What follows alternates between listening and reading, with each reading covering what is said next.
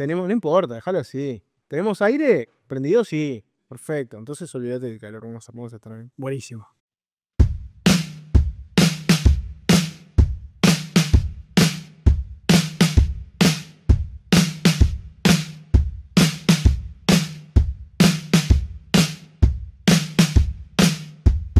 Miguel, bienvenido. Muchas gracias, Jorge. O sea, es que esto seguramente llega en un momento donde la gente quiera escuchar mucho del gabinete de Orsi, el cierre del año político. Agenda. Ya dedicamos todo un año a la política. Hoy quiero cerrar el año con otro tipo de nota, con temas más profundos, que no son la cotidiana política, temas de espiritualidad, religión, Navidad con Jesús, etc. Este año, ¿a vos cómo te tocó? Pues es un año, por un lado, que tiene mucha cosa coyuntural, pero vos sos una persona que se dedica a cosas que tienen que ver con la filosofía, la bioética. Y ahí, en la campaña, ¿ves esos temas o no? O en realidad no están ahí.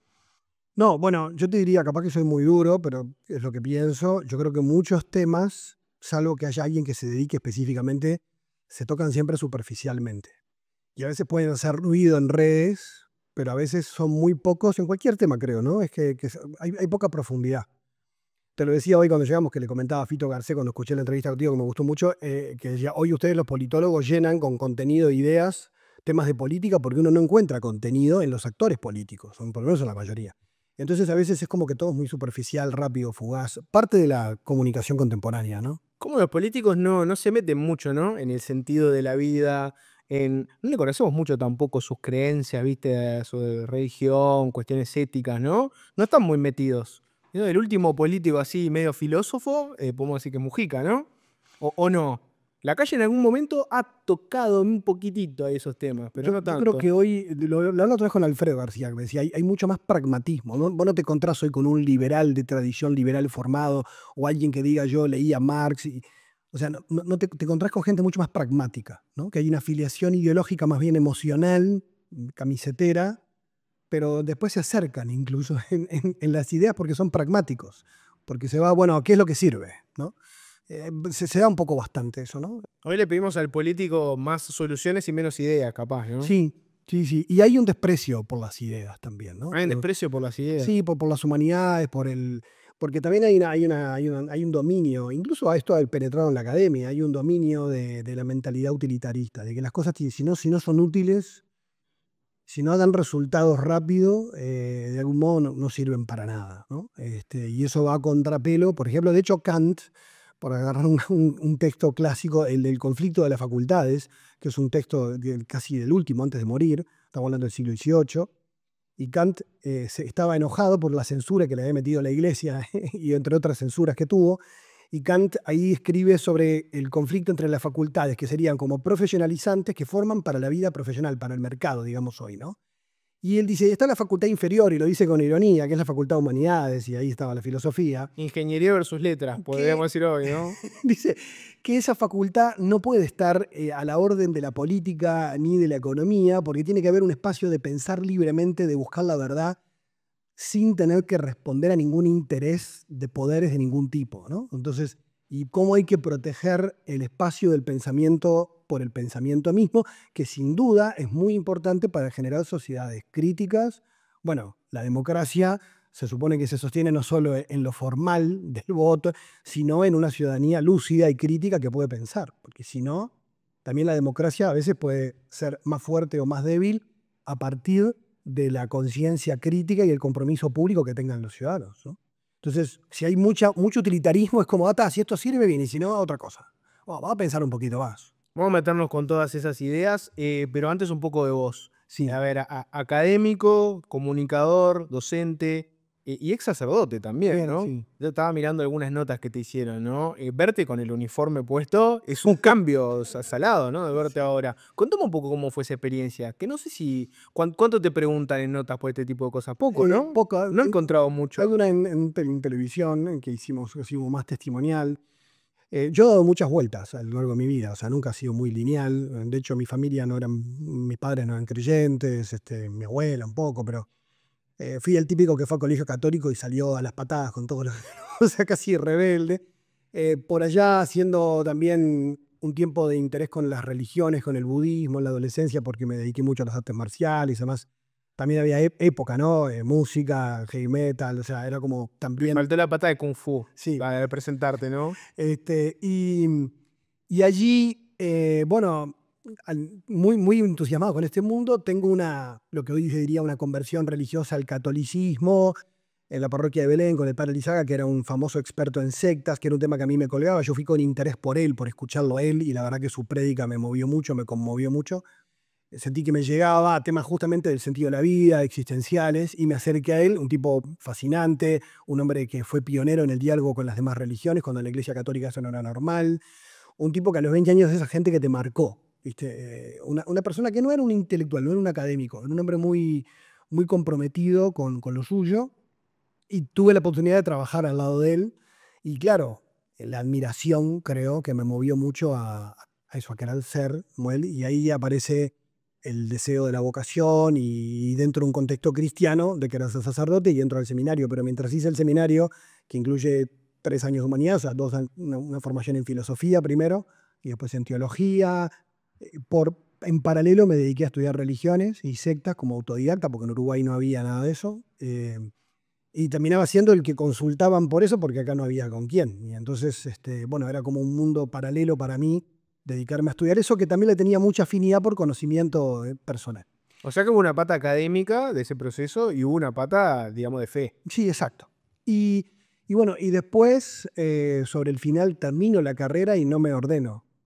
O sea, no me ordené como sacerdote, dejé, me dediqué a dar clases, daba clases en el liceo, y allí me llaman del Vaticano para una consulta internacional sobre sectas y nuevas terapias esotéricas, mágicos, todo este tema de las pseudoterapias. 2004, yo estaba vendiendo banda ancha, me acuerdo. Estaba trabajando, dando clases de defensa personal, o sea, daba clases en el liceo, hacía mucha cosa y que tuve que ir al Vaticano, además yo había dejado el seminario y éramos 22 tipos en la consulta internacional y estaban todos los tipos que yo leía. O sea, yo estaba alucinado, tenía 26, 27 años. Y, y bueno, y ahí colaboré con un documento y ahí después me fui a España a conocer a los que yo leía y a investigar con ellos. Me traje una torta de libros. Y bueno, y ahí arrancó un camino de seguir con ese tema, por eso se me asoció durante mucho tiempo con el tema de sectas y fenómenos religiosos. Pero me gustaba estudiarlo desde la perspectiva netamente de las ciencias de la religión, ¿no? O sea, tenga fe o no, de exista Dios o no, el fenómeno religioso es un fenómeno humano y hay que estudiarlo, ¿no? Para entenderlo. Eh, y bueno, y después de otro proceso que tuve, volví y me ordené, o sea, recibí el sacramento del sacerdocio, del orden, y ahí ejercí el sacerdocio 5 años. Fui a estudiar a Roma comunicación y después volví. Y bueno, después de un discernimiento de un año, donde no fue un tema con la fe, sino más bien con la vocación sacerdotal, es que salí, después conseguí la dispensa del Papa, me casé por iglesia con mi actual esposa, tengo 3 niños, Agustín que tiene 5, Nicolás tiene 3, Isabel que tiene 4 meses, 5 ahí cumple. Y bueno, por eso ha sido como un ¿Pero repuesto rápido. qué vino primero ahí? ¿Vino primero el cambio de vocación o vino, porque en realidad terminás en pareja enseguida, ¿no? O muy cerquita. Sí, o sea, a los 5 años que dejo. O sea, perdón, a los 5 años que ejercía el ministerio, yo en el 2012 conocí a Cecilia, que es mi actual esposa, y ahí empiezo todo un camino de, bueno, poner en pausa para si salgo o me quedo, ¿no? ¿Es un caso de enamoramiento que Sí, te lleva a dejar el sí, sacerdocio? y que en realidad, a ver, depende de la edad en que te pasa esto, ¿no? Porque yo no es que era la primera vez que me enamoraba ni que no tenía novia, o sea, son cosas que uno ya era distinto, pero tenía otra edad, te haces planteos más existenciales, no tiene que ver solo con lo que empezás a vivir y a descubrir en una persona, sino también en una cuestión de proyecto de vida, o sea, otras cosas que se movilizan. No es el típico, me encantó alguien, porque eso generalmente también podés decir, bueno, lo dejo ir, ¿no? Por más que te movilice, sino que tiene que ver con que la persona, esa persona concreta, pone en evidencia, pone luz sobre otro montón de cosas, ¿no? Y la verdad que sí, que fue un cambio radical. O sea, se abrió la ventana ahí, con ese Sí, sí. enamoramiento se abrió la ventana. Y está bueno, ya nos podemos meter un poco en eso, ¿no? Si es que ahí la Iglesia Católica te matriza mucho dónde nacés, ¿no? Porque si nacés en un país que tiene unas raíces católicas, tu imagen de un cura es la imagen del cura católico que es célibe, no tiene pareja. Si es un país protestante, calculo que te lo imaginás, ¿no? A mí ese choque, por más que me parece absolutamente normal, ¿no? Y capaz que hasta deseable que un sacerdote tenga pareja, yo me los imagino en realidad como el cura católico, ¿no? Y hay un choque ahí, ¿verdad? De que la gente dice, ¿cómo estas personas que no tienen familia, no son padres, después yo, que vengo a preguntarles por esos problemas, ¿cómo me responden si ni siquiera vivieron esa experiencia, ¿no? ¿No hay un choque ahí? A ver, con el tema del celibato hay muchas cosas. Primero es verdad lo que tú decís, incluso hay iglesias dentro de la iglesia católica que tienen matrimonio de los sacerdotes en Oriente y es dentro de la iglesia católica, no protestantes. Es verdad que en Inglaterra vos ves un sacerdote anglicano de cuello con la esposa y los hijos y la gente de repente en una película no entiende cómo pasa eso porque no está acostumbrada por su cultura. Pero a ver, el celibato en la historia de la iglesia existió siempre, sobre todo porque hay testimonio bíblico de Jesús, de Juan el Bautista, de San Pablo como figuras del celibato. Y el celibato tiene un sentido muy profundo, bien vivido, que es un sentido de pobreza, no de superioridad o de pobreza. El sentido original del celibato es que en la cultura judía de Jesús en el siglo I, un judío bendecido por Dios es alguien que tiene prosperidad económica, Dios te bendice, y eso lo toman algunas iglesias hoy, prosperidad económica, larga vida y descendencia. Son tres signos de la bendición divina para la religión judía. Jesús era judío. Uno piensa en estas figuras bíblicas que vivieron 100 y pico de años, tuvieron troja de hijos, Claro, troja de que también nietos. todo eso es simbólico porque tiene que ver con decir cuán bendecido era una persona, le ponían tanta cantidad de años que no son reales, ¿no? Pero vos fijate que Jesús de Nazaret no tiene un mango, no tiene hijos y lo matan, ¿no? Entonces es como la antítesis, ¿no? Muere muy joven, ¿no? Poca bendición. Sí, poca bendición. Y de hecho, siempre decían algunos estudiosos, o sea, presentar a Jesús con hijos y familia hubiera sido una estrategia de marketing muy poderosa para los apóstoles de Jesús en el contexto cultural en el que eso surgió. Por lo tanto, casi que ha sido un antisigno para la época, con lo cual es más que evidente que el celibato de Jesús tiene una corroboración histórica en ese sentido, más allá de las novelas de ficción. La iglesia, en este sentido, el celibato tiene esa razón. El sacerdote renuncia digamos, a una vida de familia, pero no porque eso sea algo malo, todo lo contrario, renuncia a algo que es muy bueno. Y lo renuncia por una vida dedicada exclusivamente a la comunidad. A ver, yo entiendo que nadie debería pararse, ni sacerdote ni nadie, en una especie de torre de marfil a dar cátedra de moral. Cuando la iglesia predica un ideal que también es para el que lo predica, ¿no? O sea, todo. Pero por otra parte, también es cierto que tampoco es que salen de un repollo. También tenés una familia, tenés gente, a veces acompañás decenas de matrimonios en crisis, tenés experiencia de acompañar. No es que tampoco le digan, che, vos no puedes hablar. O sea, eso también es como que, bueno, o sea, no es que tengas que vivirlo todo porque si no nadie puede hablar de nada. Pero sí es cierto que no te puedes poner de maestro ciruela, ¿no?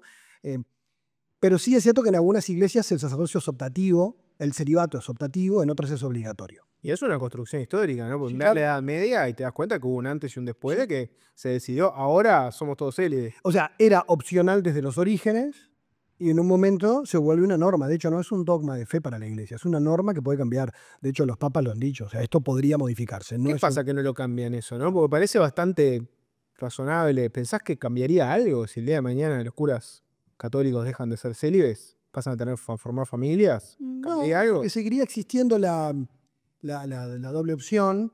Eh, Tampoco es cierto, como a veces se dice cuando se critica el celibato, como si, bueno, capaz que habría más vocaciones, porque vos mirás, los protestantes sí tienen menos, ¿no? O sea que no, digamos, no es por eso que haya escasez. Yo creo que la escasez tiene que ver con una crisis de las iglesias institucionales ya a nivel cultural en todo Occidente y eso no pertenece al celibato como problema, ¿no? No es que la gente no banca el celibato y dice No. no entro. Claro. No.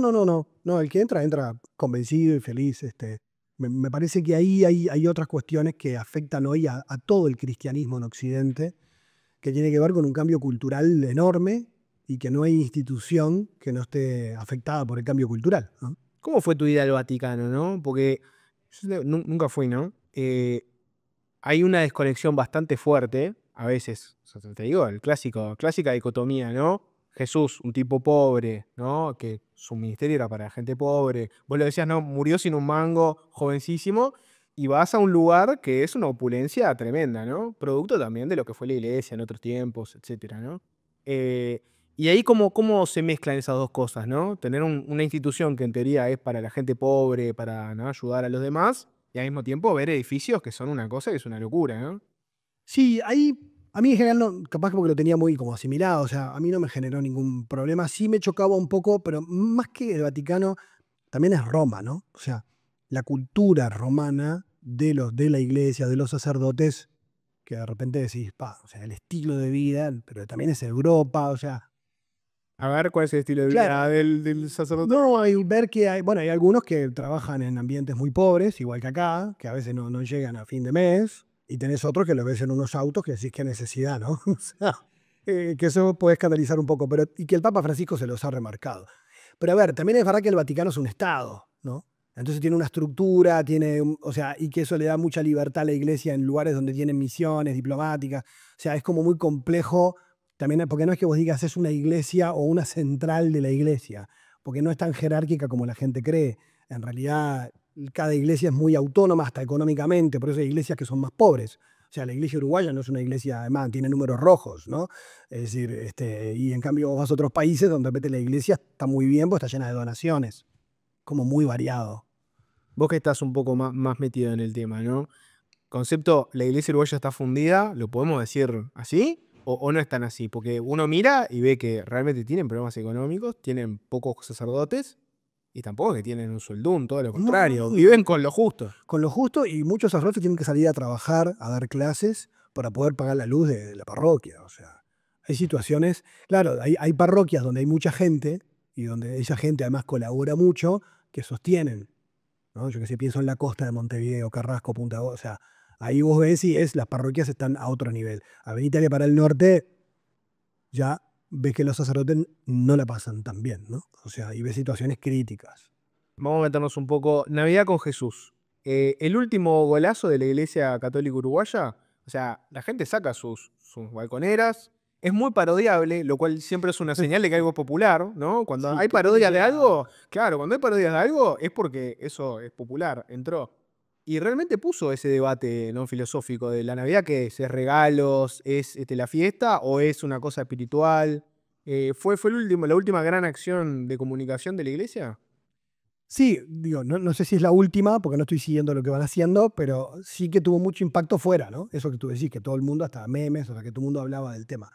Yo creo que eso también generó algo también interesante, y es que el Uruguay está, no solo en la Iglesia Católica, el Uruguay tiene una tradición que hay que diferenciar entre la laicidad y el laicismo, que en el diccionario de la Real Academia aparecen como sinónimos, pero no lo son, y es que hay muchos modelos de laicidad. Es decir, la laicidad es la neutralidad del Estado frente a las religiones y la libertad de la Iglesia frente al Estado y el Estado frente a las iglesias, punto. Y eso es sano, es saludable y lo quiere todo el mundo.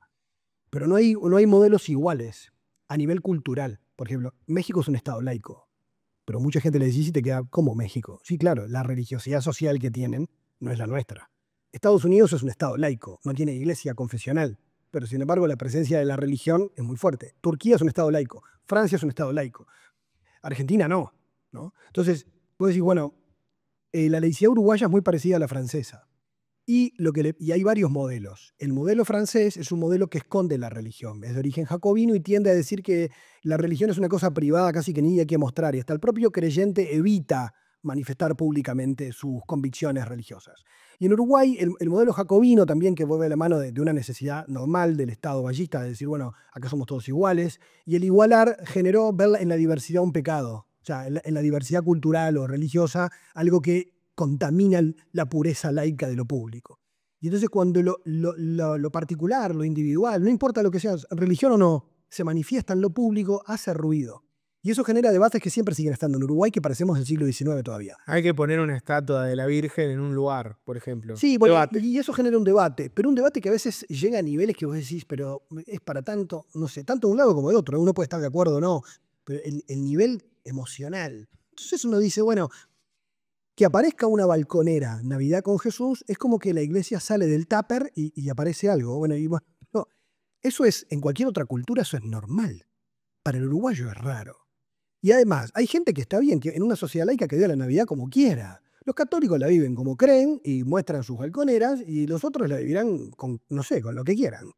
Con Papá Noel, no sé, pero, o con nada. Entonces, en una sociedad plural y laica y democrática, está bien que la gente manifieste, porque nadie le puede imponer a otros sus creencias. Pero a veces que alguien manifieste, me estás imponiendo, ¿no? Te estoy mostrando públicamente lo que soy de distinto y tengo todo el derecho del mundo. Eso es parte de la libertad religiosa, que es un derecho humano. Sin embargo, en Uruguay hizo ruido porque es raro.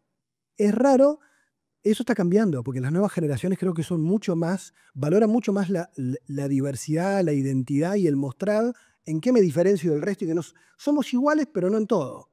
Y creo que a la religión también le pasa eso. Los jóvenes más católicos de ahora, los adolescentes más católicos, son mucho más orgullosos de su identidad que hace 20, 30 años. Vos decís que antes el católico tenía un poco de vergüencita y hoy está más destapado. Sí, claro, porque más también en Uruguay hay cierta esa suerte de complejo eh, de que si sos una persona creyente, digamos que no tenés todas las luces, ¿no? O sea, eso es parte de un proceso histórico, ideológico en el Uruguay. Entonces, A ver, ¿cómo es eso? En Uruguay la gente piensa que si vos sos creyente no tenés todas las luces. sí, en general, eso no sé si ahora tanto, ahora no tanto, ahora hay de todo, ahora hay de todo. Pero históricamente la predominancia en Uruguay, que hemos sido muy racionalistas, ¿no? Y hasta los creyentes también, ¿no? Entonces, ha generado esa suerte que hay en autores nuestros, ¿no? Es decir, de que la religión, de algún modo, y a ver, hay como diferentes teorías, de hecho, que han venido de autores de la filosofía también, como Feuerbach, como Marx, como Freud, y que eso ha impactado en la cultura. Y en la nuestra, de modo particular, de que, por ejemplo, la religión es porque la gente tiene necesidad de tapar algún agujero y como no lo logra resolver, entonces por eso existe la religión. O la religión en realidad es porque, bueno, de algún modo como no le da para vivir sin algo en que apoyarse sobrenatural, necesita ese apoyo. O sea, siempre es alguien que está desvalido, ¿no? Intelectualmente. Y eso es algo que está, digamos, en el imaginario muchas veces cuando se habla de religión. Es cierto que también hay personas que viven así la religión, como un comodín, como un tapagujeros. También es cierto, de modo mágico. Tengo miedo a morir, me enfermo, Muy me pasan racional. cosas que no puedo tolerar. Bueno, me Bueno, abrazo a Dios. ahora está pasando algo raro. Ahora está pasando que vos te encontrás con creyentes que tienen poca vida espiritual y con ateos que tienen búsquedas espirituales por fuera de la religión. O sea, de hecho, el budismo es una religión atea, no tiene Dios, ¿no? Y hay mucha gente que practica modos espirituales religiosos, no le llama religión porque la palabra religión suena a institución, pero son prácticas de tipo religioso, que energías, que reiki, y entonces en realidad ¿eso qué es? Empezás a rascar y decís, eso no es ciencia. Entonces, ¿qué es? O son creencias, que te mando energía a tu casa. Llama a un físico ahora que estamos hablando. Son creencias. ¿No es un poco parecido? Ahí, ves, ahí entramos en el prejuicio de las pocas luces, ¿no? Diferencia entre tener una estampita de un santo y tener una piedra, que es un mineral que te transmite buenas energías. Si lo vivo de modo mágico, son idénticas. Si alguien cree que la medalla lo protege en tanto que medalla, es lo mismo que la piedra de color. ¿Qué hacemos con las estampitas de San Jorge, entonces, que son Bueno, populares, ¿no? sí, claro. Otra cosa es que la persona que tiene una creencia en cualquier religión o de este tipo, en algo sobrenatural, entienda que ese objeto le remite, como vos puede pasar que un objeto te remite a una persona que amás, te remite a esa realidad en la que vos crees o en la que vos pensás o que a vos te da esperanza, pero no es el objeto en sí mismo que tenga un poder de tipo mágico, ¿no? Pero a ver, es cierto que en la religiosidad popular estas cosas se viven de modo mágico también. Y hay gente que lo vive con todo tipo de supersticiones, ¿no? Dentro y fuera de la religión. Es cierto que hay creencias que son más racionales que otras. Y hay Milagros, por creencias, ejemplo, ¿no? por eso. Entonces vos tenés fenómenos que, bueno, que la ciencia hoy los explicó y que antes se entendían como milagros. Y hoy hay gente que dice esto es un milagro y capaz que mañana se puede explicar cómo el organismo pudo hacer ese proceso y que la gente lo adjudicó a Dios. Una forma madura, creo yo, y crítica de entender la fe es como cuando alguien dice yo tengo un hijo y este hijo para mí es un regalo de Dios, porque entiende que Dios está detrás de eso, pero no como la causa física del hijo. O sea, todo el mundo sabe cómo llega un hijo al mundo. O sea, no son tontos, pero simplemente dicen, bueno, para mí la vida es más que la materia, la vida es más que la materialidad, y yo entiendo que de algún modo, que yo no lo puedo explicar, mi hijo es un regalo de Dios. Y la gente lo vive con esa fe, pero ya es una manera no tan mágica de hacer ese tipo de afirmaciones. Porque de hecho, fíjate vos que la idea original de Dios como creador del universo no está en todas las religiones. Pero de hecho, en la fe católica, Santo Tomás de Aquino en el siglo XIII decía que el universo podría ser eterno, eterno, o sea, haber existido siempre, como pensaba Einstein o Aristóteles, e igualmente Dios ser el creador porque Dios es una realidad sobrenatural, no una causa física. De hecho, el padre de la teoría del Big Bang era un cura, un astrofísico, el padre Lemaitre. Quiere decir que no hay conflicto entre una idea científica del origen del universo y una idea religiosa, salvo que, como hacen algunas sectas o algunas iglesias fundamentalistas, te tomes la Biblia como si fuera un libro de ciencia o de historia, ¿no? Entonces ahí ya tenés un problema. Pero si no, por eso digo que las creencias no son todas iguales. Y pueden ser algunas más razonables que otras en todos los campos de la vida. En este tipo de nuevas terapias a veces uno dice, bueno, hay cosas que no son científicas, son creencias, pero las presentás como creencias. El tema es que hoy hay muchas creencias que se presentan como si fueran ciencia. Y ahí hay una estafa o cierto peligro también en el ámbito de la salud. O sea, es como que yo creo que hace falta un análisis un poquito más riguroso cuando hablamos de creencias en general, porque no todos creemos lo mismo de la misma manera. Te llevo a Jesús, ¿no? For Dummies, explicación sencilla, ¿no? Si yo te preguntara, ¿qué predicaba Jesús? ¿No? Navidad con Jesús, ¿qué es Navidad con Jesús? La Navidad. Bueno, lo que pasa es que la Navidad tiene un origen múltiple, tiene una tradición del mundo romano, o sea, y nórdica también, o sea, porque de hecho confluyeron un montón de cosas. Primera cosa para aclarar, que nadie se escandalice, la fecha 25 de diciembre es simbólica, o sea, no es que Jesús haya nacido un 25 de diciembre, ¿no? El cristianismo, como religión, digamos, los datos más certeros que se tienen son de la muerte de Jesús. Lo primero que se escribió fue sobre lo que impactó más, que fue su sufrimiento. Las crónicas de la pasión aparecen incluso fuera de la Biblia. Claro, después ir a la infancia de Jesús ya entras en un mundo mucho más misterioso, donde los datos son menos y donde aquellos para el cual Jesús era lo más importante también tienen que contarte su nacimiento. Entonces, de hecho, el relato de la infancia se escribe posterior al relato de la pasión. Y el nacimiento de Jesús los cristianos lo festejaron siempre. Originalmente el 6 de enero en Oriente, no el 25 de diciembre, que ahora tenemos la fecha de Reyes, ¿no? Pero claro, el cristianismo enseguida entra en el Imperio Romano. El Imperio Romano se hace cristiano después, ¿no? Con Teodosio, que impone el cristianismo. Y la gente que estaba en Roma seguía celebrando las Saturnales, joda, a fin de año, se hacían regalos, se intercambiaban regalos los romanos. Esto no es del cristianismo, viene del mundo romano, se emborrachaban. Entonces, bueno, y ahí... Esa es la pata que conocemos muchos, el 24. Se destapó los romanos. Sigue igual. Y eso en Europa se mantuvo en tanto que el cristianismo metió la fecha de la Navidad en la fiesta del solsticio de invierno, donde es el día más oscuro del año, y donde también hay celebraciones en Europa. Y entonces, claro, Cristo es el nuevo sol, hay toda una simbología, y entonces allí los cristianos celebran en un mundo nuevo la Navidad en ese contexto donde están evangelizando y llevando su mensaje. Entonces, claramente, el cristianismo empieza a resignificar símbolos de otra época que empiezan a tomar un significado, como todo lo que se resignifica, ¿no? Con un relato nuevo que llega y que dice, esta es la verdad, y entonces todo lo otro sigue viviendo. Y de hecho, cuando llega a Estados Unidos, estamos hablando ya de las colonias inglesas, fíjate el tiempo que pasó, está el árbol adentro de la casa, que es de origen nórdico, que cortaban el árbol verde y lo metían en el solsticio de invierno dentro de la casa. El árbol de Navidad no es de origen cristiano, viene de otro lado. Los regalos venían del tema de los romanos. Aparece también la imagen de San Nicolás, que era un obispo católico del siglo IV que regalaba a los niños pobres, y se construye un personaje al cual se lo mezcla con Odín en un momento, ¿entendés? Los dos son viejos, barbudos, sabios. Entonces, claro, a otros hicieron una versión de un enano, un duende, y eso en el folclore norteamericano se convirtió en lo que hoy conocemos como Papá Noel, con la mediación de Coca-Cola de por medio. Pero es decir, todo eso es una historia de sincretismo y mezcla cultural donde, ahora sí, contestando a tu pregunta, el mensaje central de la Navidad es la buena noticia para los cristianos que Jesús nació.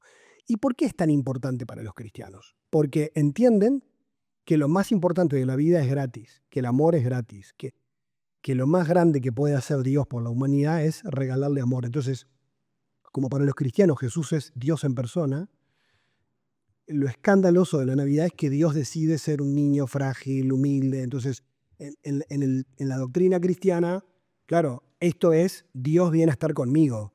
O sea, y eso es lo que se celebra, ¿no? O sea, a Dios le importamos, o sea, se hizo uno de nosotros, le importa la vida humana, le importa la condición humana y eligió el lugar más pobre, ¿no? O sea, hay todo un mensaje, por algo hay mucha solidaridad también históricamente en estas fechas, de que justamente nadie quede sin amor, sin regalo, sin celebración, que después se convierte en campañas de donación de juguetes, pero hay una tradición histórica de la compasión cristiana, de que si Jesús viene por mí, yo tengo que ir al otro, que tengo que ir a rescatarlo, que tengo que ir a aliviarlo. O sea, hay como, eso es un poco el mensaje de fondo. No te olvides de ese familiar que está enfermo, de esa persona que está en el exterior, de ese vecino que no tiene a nadie con quien pasar la Navidad. Mucha gente lo traduce en ese tipo de acciones, ¿no? El 25. Sí, Y, viste, está interesante lo que decís, ¿no? De la importancia de Jesús encarnándose en un ser humano frágil. Viste que ahora se armó todo un escándalo porque digamos, el pesebre que mostró Francisco, ¿no? El Papa Francisco, tiene un bebé que está como envuelto en un pañuelo, que mucha gente dijo, che, este pañuelo es como un pañuelo palestino. Como diciendo, bueno, Jesús podría nacer en un bebé palestino en el medio del conflicto del Medio Oriente. Hoy si encarnara, capaz encarna en un niño y el día de mañana, en medio de un conflicto bélico, le cae un bombazo y se muere. Y eso generó todo un escándalo, ¿no? Bueno, ¿por qué ese pañuelo es eso? ¿No es? ¿Y cómo lo viste esa ida y vuelta? no lo seguí mucho, te digo lo que pienso de ese tipo de cosas, aunque no hubiera enterado de eso, ¿no? O sea, yo creo que eh, los derechos humanos, todos los derechos humanos, desde que se proclamaron que tienen eso una raíz en la tradición judio-cristiana, ¿qué consiste? Que todos los seres humanos tenemos la misma dignidad. O sea, no hay vidas que valgan más que otras. Ese es el fundamento de los derechos humanos. Y eso está en la tradición occidental, donde convergen el judio-cristianismo y la cultura greco-romana. Y vos decís, eso hoy, que a veces para muchos es un chicle los derechos humanos. Todos hablan, pero a veces defienden los derechos humanos de los suyos y los derechos de los otros. Entonces, si son derechos humanos, o sea, para un cristiano Jesús se identifica con todos los que sufren. Se identifica con un niño palestino bajo los escombros y se identifica con un niño judío masacrado por Hamás. O sea, Jesús es un Dios que se identifica con el sufrimiento humano, que no tiene color ni bandera. Entonces, me parece que hoy en día que tendemos todo a parcializar y a polarizar, lo que hace falta, como dicen algunos pensadores contemporáneos, es volver a un sentido más universal de los derechos humanos. Porque si no, es como que defendemos los derechos de mi grupo. Y me parece que más allá de la suspicacia o del malestar que alguien pueda tener con temas simbólicos, me parece que siempre hay que contestar en lo mismo. O sea, ¿hay alguna vida que sea menos importante? O sea, creo que no. Porque si no, entonces no hay derechos humanos. Entonces yo creo que ahí el mensaje no solo de los cristianos, creo que toda una sociedad laica que entienda que todos tenemos que tener la misma dignidad y respeto por las vidas humanas, no puede parcializarse y relativizar algunas vidas como que no importan y otras decir que es espantoso. O sea, porque no es un tema de números. O sea, nos debería doler lo que se le hace a cualquier ser humano que le haga sufrir, ¿no? Y me parece que en eso el cristianismo tiene una historia que creo que fue muy novedosa, que no se sabe mucho, que es, y lo investigó un sociólogo protestante esto, que es los inventos del cristianismo a lo largo de la historia. Uno de ellos es la compasión. Inventó los hospitales, por ejemplo, ¿no? Y de hecho, en el mundo romano hay estudios sociológicos que hacen entrar en crisis un poco el relato de la superevangelización, de qué factores sociales hicieron que el cristianismo se expandiera. Y hay tres, pero dos que son geniales, la mujer y el cuidado de los enfermos. Y esto marcó una historia. El del cuidado de los enfermos era porque los romanos en general tenían miedo al contagio y si alguien enfermaba, se iban al campo y después volvían y después lo enterraban. O sea, es como, no se cuidaba. Y a veces los cristianos venían a cuidar a gente que había sido abandonada y cuando la familia regresaba el tipo estaba convertido. Entonces le convertían a los enfermos porque el amor generaba eso, ¿no? Y después es interesante ver lo que pasó con las mujeres. Las mujeres en Roma, igual que en Grecia, eran parte del inventario del varón. O sea, las casaban con 12 años, ¿no? A veces menos. Y de hecho hay testimonios de infanticidio femenino, hay fosas comunes de bebés que son hembras, así lo tipifican, ¿no? Eh, porque hay un testimonio que yo leí, te lo puedo pasar después, es brutal, donde dice un general, no, era alguien que tenía un alto cargo y estaba en el frente de batalla y le manda decir a la mujer por una carta, pronto estar en casa, no sé cuánto, espero esté todo bien, cuida a nuestro hijo que viene en camino, si es una hembra, elimínala, no sé qué, no sé cuánto, y casi me te extraño mucho, besos, ¿no? Casi me diciendo, comprate un par de leches y era como una cosa natural que la mujer, que si tenía una hija mujer primogénita, era una vergüenza para los guerreros y Marte y yo qué sé. En Roma los cristianos no mataban a sus hijas. Entonces, y además se podían casar con quien querían a la edad que querían. Entonces, paradójicamente lo que hoy se puede ver, se puede pensar, el cristianismo en la Roma antigua era un lugar de igualdad de las mujeres y de un protagonismo femenino muy fuerte, que después hizo que los hombres, estadísticamente está estudiado que había menos mujeres en esos tiempos, en Roma, cuando se casaban con una mujer terminaba siendo cristiana por obvias razones, porque había sobrevivido, ¿no?, al infanticidio. Y entonces ellas fueron las que transmitieron y las que convirtieron y evangelizaron mucho más en Roma. Eso lo estudió Rodney Stark, que no es Tony Stark por si acaso, no es Iron Man. Es un sociólogo norteamericano que investigó este tema del proceso de la mujer. ¿Y a qué voy? Que el cristianismo históricamente, después el cristianismo asumió mucho del patriarcado machista greco-romano en la Edad Media hasta el día de hoy algunas cosas. Pero es interesante saber que el invento de la igualdad y de la igual dignidad en todas las culturas del mundo nace con la tradición judio-cristiana y concretamente con el cristianismo, ¿no? O sea que Ahí, yo no soy un experto, ¿no? Pero ahí en todas las culturas del mundo, no sé, un musulmán te dirá, nosotros teníamos hospitales también, almacenares. claro, pero nacieron 600 años después que el cristianismo. Claro, te iba a decir, no, no, no lo inventó un cristiano, acá había antes paganismo, después apareció el Bueno, Islam, el tema es, no sé, no, no, en Asia, japoneses, el chinos. hinduismo creó sostuvo mucho más la compasión en la India. Pero diría que la idea de compasión occidental es un producto de la cultura cristiana europea. De hecho, la fundación de hospitales, orfanatos, o sea, los primeros hospices, la fundadora de los cuidados paliativos, o sea, no quiere decir que es una obra de la iglesia, no hay que entenderlo así. Es una obra de la cultura cristiana, Ajá. del pensamiento cristiano. Y ahí como, porque, claro, no me puedo meter en eso, ¿no? Jesús de derecha o de izquierda, ¿no? Cada uno tiene su Jesús, ¿no? Cada cultura Sí. está el Jesús mexicano, Jesús estadounidense, el Jesús protestante, el católico, ¿no? Y claramente hay un Jesús de izquierda y el Jesús de derecha capaz que no lo tengo tan visto, lo podemos discutir, pero vos mirás las enseñanzas de Jesús en la Biblia y tiene conceptos como, por ejemplo, sobre la riqueza, es muy duro, ¿no? Sí. Básicamente te dice, es más fácil que entre un camello por el ojo de una aguja que entre un rico en el reino de los cielos. Vos lees eso y decís, bueno, esta persona lo que está diciendo es, si vos sos rico, acumulaste riqueza, no sos una persona cuidadosa con el prójimo, no estás trabajando para los demás, marchaste. Bueno, dos cosas. Te contesto eso, que es interesante la Biblia en su contexto histórico. La aguja, en la época de Jesús no había agujas de coser. El ojo de la aguja era una puerta en la muralla de Jerusalén, donde los camellos para pasar tenían que pasar agachados, palazo, y tenían que desprenderse de todo lo que traían. La imagen es muy potente.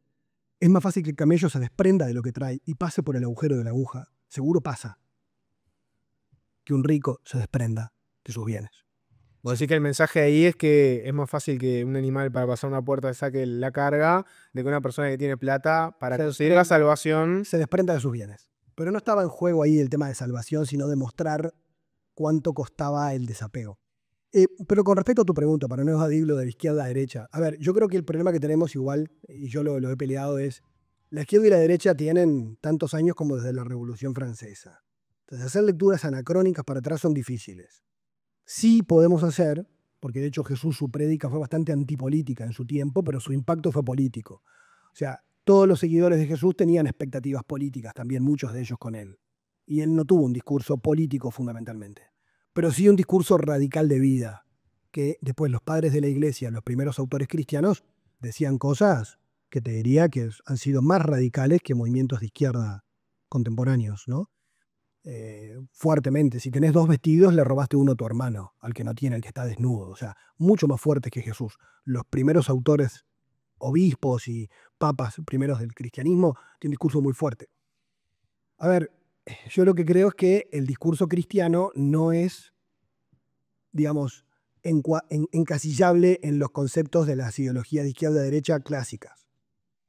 ¿Por qué? Porque si vos mirás el mensaje, en muchas cosas va a estar de acuerdo con la libertad en un sentido que puede parecer liberal, de derecha, y en otro sentido puede parecer totalmente comunista cuando se refiere a los bienes, ¿no? Entonces, a la propiedad privada.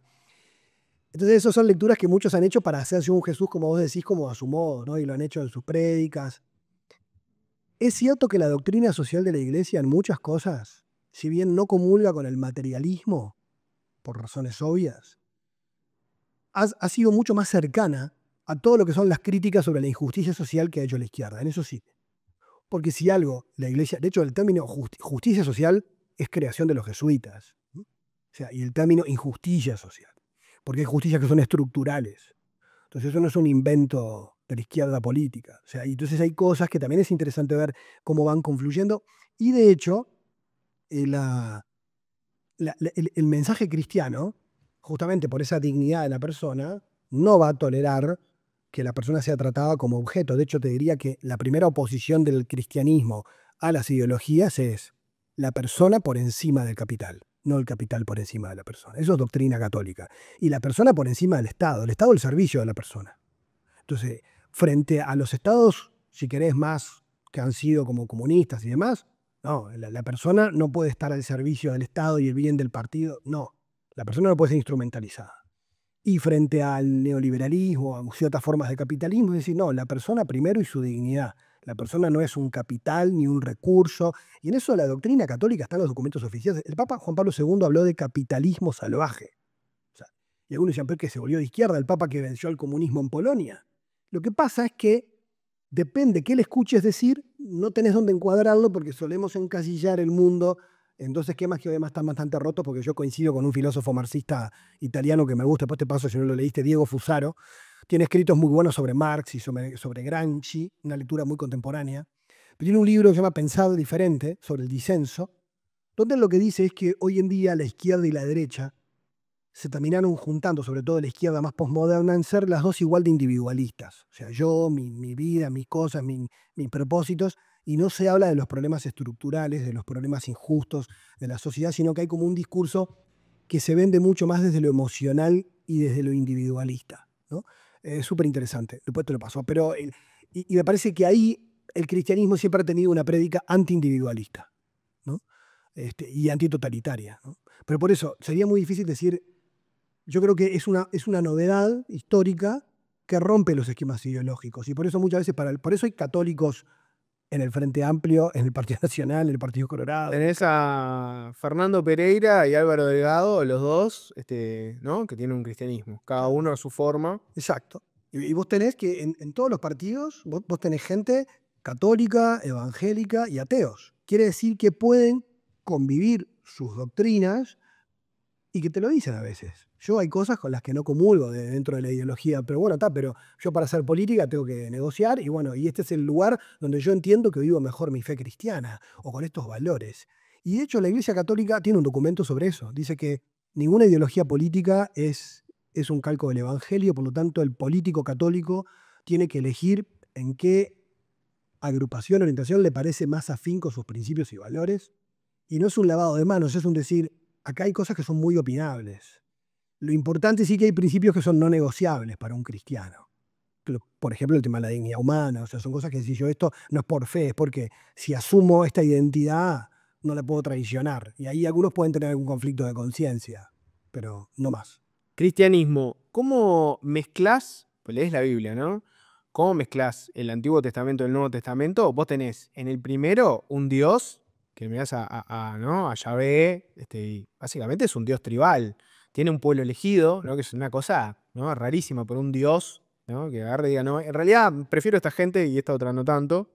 Es claramente vengativo, ¿no? Genocida, ya destruyó el mundo más de una vez. Y después aparece otro Dios que en realidad es universalista, no, viene para toda la humanidad en teoría, viene con un plan de ponerle otra mejilla, ya lo del ojo por ojo y el diente por diente lo cambiamos. ¿Cómo mezclas esos dos dioses que claramente no computan mucho, ¿no? Son muy distintos. Si vos lees la Biblia toda, lo que ves es una cuestión evolutiva. O sea, de hecho, muchas cosas que están en el Antiguo Testamento aparecen después en el Nuevo. El tema del universalismo aparece en el libro de Jonás, donde Jonás, Dios lo manda, es un profeta del Antiguo, que Dios lo manda a predicar a Nínive, que son los babilonios, que son los que desterraron a los judíos y les destruyeron el templo. O sea, a tu enemigo más feroz, Dios te dice que los quiere perdonar y Jonás se recalienta y no quiere ir. Y ahí lo traga la ballena, que de ahí lo tomaron para Pinocho después. Pero, o sea, en esa idea ya hay, o sea, en germen esas cosas. Pero claro, tiene que ver también con que hay textos que fueron escritos hace 3000 años, otros hace 2000, en una cultura distinta. Entonces, claramente los textos religiosos tienen, la Biblia tiene 73 libros, escritos por autores distintos, en épocas distintas, y te diría, solo el libro del Génesis, el capítulo 1, fue escrito en el año más o menos 580 y algo antes de Cristo, en el destierro en Babilonia. donde tienen que explicar el origen del universo para pelearse con los dioses de Babilonia y decir, el sol no es un dios, nuestro Dios creó el sol. Es para eso que se escribe eso, no es un texto científico. Pero en la misma página tenés el capítulo 2, que es escrito antes, en el año 1000, en la época del rey Salomón, 1000 antes de Cristo. O sea, vos hoy tenés en un libro que te compras en la librería, en una misma página, dos textos que tienen 500 años de diferencia y que no sabés quién es el autor. O sea, es súper complejo, súper complejo. Entonces, tenés géneros distintos, algunos que son más sagas, otros que son más una narrativa más histórica, otro. Entonces, estudiar eso es bastante complejo. Yo te diría que sí, que es el mismo Dios, pero que el pueblo de Israel va madurando su fe. Tal es así, que en una época los judíos creían en un Dios de un territorio. Y si vos te salías de la jurisdicción de ese Dios, estaban los otros dioses, existían, te la iban a dar. O sea, si vos te corrías del mapa, vos eras boleta. Por eso el miedo que tenían a estar esclavos en otro lugar. Y después Israel cambia, madura su religión, y cuando el monoteísmo aparece es después del destierro en Babilonia, es muy tardíamente. Y ahí dicen, no, no, hay un solo Dios para todo el universo, y es el Dios en el que creemos nosotros, y todos los demás dioses son de barro y son inventos de otras culturas. Eso es un paso que da una religión de lo que se llama el enoteísmo, que no es el politeísmo. El enoteísmo es una conciencia religiosa muy antigua, que es que vos le rezás a tu Dios, pero hay otros en la vuelta. Creo en uno, pero admito que existen otros. Hay otros. Claro, eso le pasó a Israel. Entonces, si vos me decís, bueno, sí, claro, eso nada que ver con Jesús. Bueno, por eso hay una progresividad. Sí. Claro, capaz que depende, claro, para un judío lee distinta la vida como la lee un cristiano o un protestante, a veces también, según qué tipo de lectura hagan, pero claramente hay un proceso donde no es lo mismo el código de Hammurabi, como vos bien decís, del ojo por ojo, con el amar al prójimo o al enemigo. Y ahí no, cuando vos admitís esa realidad, ¿no? Te digo mi experiencia con Mateo, ¿no? Cuando vos admitís esa realidad, ¿no se te cae un poco la fe? Cuando te das cuenta que es un libro que está construido por personas humanas en un contexto social. Te voy a poner este ejemplo, ¿no? Un ateo y un creyente debaten la existencia de Dios. Vos mirás la historia y ves que distintas religiones se crearon en distintos contextos, ¿no? Y vos y yo, capaz que si vivíamos en la antigua Roma, hubiéramos creído que descendíamos de Marte. Si hubiéramos sido vikingos, capaz íbamos a una batalla y íbamos tranquilos porque pensábamos que venía Valhalla después. Y vos cuando vas viendo que cada cultura crea, ¿no? su religión, en realidad es muy difícil después decir, no, justo esta es la posta, esta es la real. La que justo me tocó a mí nacer en este lugar, en este momento, en este año, y me vino esta religión, no, esta debe ser la verdad, todas las anteriores le erraron, ¿no? Cuando vos admitís que la Biblia es una construcción humana, ¿no? Y que hay un Dios, que es el del Antiguo Testamento, bastante distinto al del Nuevo Testamento, ¿no se te cae un poco la fe? Decís, está, entonces está todo construido por humanos. No, pero porque lo que vos decís es cierto, pero el tema es que la fe va por otro lado. O sea, toda religión es una construcción cultural. Porque no hay religión sin mediación cultural. No hay una palabra de Dios que baje y vos digas, esto es así, tal cual. La Biblia no se concibe como un dictado de Dios, pero sí para los creyentes se concibe como un libro inspirado por Dios, que no es lo mismo. Es decir, que en una palabra humana, limitada, con errores y con contradicciones, habla Dios a través de eso. Entonces, una cosa es la religión y otra cosa es la discusión sobre la existencia de Dios, que pertenece a otro tipo de discusión también más filosófica, donde hay gente que puede ser teísta, es decir, afirmar filosóficamente la existencia de un Dios y no tener que ser el Dios de ninguna religión. O puede haber gente que te diga, yo soy ateo de determinado Dios, pero esta religión me parece como la más. Le pasó a Richard Dawkins, que es un ateo militante, que se divierte mucho con los que toman la Biblia al pie de la letra, pero él dice, yo frente a las barbaries que veo, las últimas entrevistas dijo, me he vuelto un cristiano cultural. O sea, soy un ateo cristiano cultural. O sea, asumo que de todas las religiones, los valores, la antropología, la ética que más me convence es la cristiana, porque las otras me dan miedo. O sea, la verdad dice eso. Pero claro, el tipo se divierte pegándole a las creencias religiosas, ¿no? O sea, que ahí vos tenés como muchos matices. Una cosa es lo cultural, que obviamente no puede existir una religión que no esté mediada por la cultura, por el lenguaje. Y otra cosa es la pregunta por la existencia de Dios, que es una pregunta que trasciende a las religiones. Y después me decís, bueno, está, pero entonces, ¿por qué vos elegís una así, no? Y ahí es otro tema que es, bueno, justamente, hay tres niveles. Un nivel que tiene que ver más con la racionalidad, que vos decís, bueno, yo, de esto que estudio, ¿cuáles de estas creencias me parecen que son más razonables o de acuerdo a mi filosofía de que debe haber un Dios, me parece que esto, con todo lo que pueda yo cuestionar o no me guste, no sé, se parece lo más cercano a lo que la razón me puede llegar a hacer conocer de que podría ser la verdad. Pero siempre arañando. O sea, porque en ningún conocimiento, ni en la fe, ni en la filosofía, ni en la ciencia, ni en la metafísica, alguien puede decir que tiene la verdad sobre toda la realidad. O sea, pero tampoco podemos ser escépticos y decir, a nadie puede saber nada. No, capaz que hay gente que sabe más que otra. Y hay una verdad que es más cierta que otra. Capaz que no te la puedo demostrar, pero tengo el deber humano, como decía Aristóteles, de buscar la verdad y me siento impulsado a decir, bueno, yo tengo que elegir. Y elijo lo que me parezca a mí más razonable, lo que más me convenza. Y me parece buenísimo que otro, aunque elija otra opción, se convenza de esa opción. De hecho, hay un texto de un filósofo judío, Martin Buber, que a mí me gusta mucho porque es como una parábola, porque es ficción, donde él cuenta que se encuentra en un ateo militante. Militante digo porque hay ateos que, yo soy ateo, me importa tres cuartos de la religión, y hay ateos que es como quieren convencer a los creyentes de que Dios no existe, ¿no? Como hay creyentes que le quieren hacer lo mismo al ateo, ¿no? Hacerle proselitismo.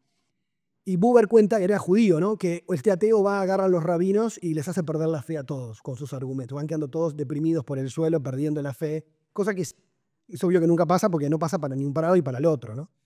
Pero dentro de esa ficción aparece un rabino al final con la Biblia, con la Torá, y están en silencio los dos, queda solo un judío y el rabino le dice al ateo, todos mis colegas han perdido la fe, tal vez hoy yo también la pierda, pero usted nunca podrá librarse de la pregunta, que tal vez Dios sí exista. Si no, quedaron los dos en silencio. Y un comentarista de Uber dice, el ateo y el creyente eligen en qué creer, pero ninguno de los dos tiene certeza absoluta de lo que cree, pero tienen que elegir, porque tienen que vivir de acuerdo a determinadas creencias. Y entonces es la creencia que más le convence. Pero de todas maneras, si son honestos intelectualmente, han de admitir la posibilidad de la duda. El creyente de que todo lo que cree cuando se muera no sea verdad. Y el ateo tal vez de que toda su creencia atea tampoco sea la verdad. Pero bueno, pero lo importante es que admitan la posibilidad de la duda, no para cambiar, sino para ser más humildes intelectualmente y decir, bueno, escuchemos cuáles son tus perspectivas y que uno sea coherente, que uno termine eligiendo aquello en lo que le convence creer. Entonces me parece que eso es una postura, bueno, la duda es un ejercicio muy filosófico, ¿no? O sea, dar siempre espacio a la duda evita los fundamentalismos, los dogmatismos, los fanatismos y que uno diga, bueno, mira, yo te voy a explicar por qué creo esto, pero tengo el deber de explicártelo porque te respeto como persona racional. Si no, yo creo esto porque sí.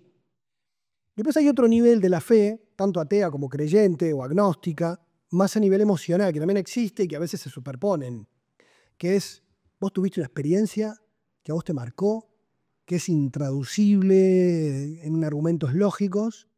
Eh, me pasó una vez que se lo dije al Gordo Verde en una entrevista con Emiliano Cotello, que yo le dije, yo no hubiera contestado nunca eso, pero me dio gracia porque Emiliano dijo, bueno, yo soy agnóstico, decime vos cómo crees en Dios. Y el Gordo le dijo, mira, yo te voy a contar que un día tenía la vida súper vacía y yo, el día que encontré a Jesús, mi vida, entonces claro, ¿qué contestás? No es un argumento para debatir, te estás contando su experiencia. Y alguien que te dice, yo no creo en Dios porque el día que descubrí que la vida era absurda y leí Camus y me dije, yo tengo que ser ateo porque es lo más razonable. Y yo sentí una paz y yo qué te iba a decir. Nada, porque es tu experiencia. Entonces, una cosa es el debate filosófico, racional, que a mí me entretiene mucho porque me he dedicado mucho a ese tema y me gusta leer ateos, filósofos, y los doy en clase y me gusta usarlos para provocar también a cómo pensar con más libertad, pero siempre entendiendo de que una cosa son las razones, otra cosa son las experiencias, y está bueno cuando vos lográs a nivel personal lograr una síntesis, donde tu experiencia de algún modo encuentra razones que a veces pueden hacer entrar en crisis lo que crees, o hacerlo madurar, o decir, tal vez esto yo como yo lo creía era muy infantil. Y eso le han hecho bien a la religión, le ha hecho bien Marx, Nietzsche, Freud, Sartre, porque vapulearon algunas ideas un tanto infantiles de la religión que la propia Iglesia Católica reconoce que el ateísmo humanista le vino bien a veces para desterrar algunas imágenes un poquito patológicas. A ver, dame un ejemplo de cómo esos pensadores ateos mejoraron al catolicismo. Bueno, por ejemplo, el hecho de que...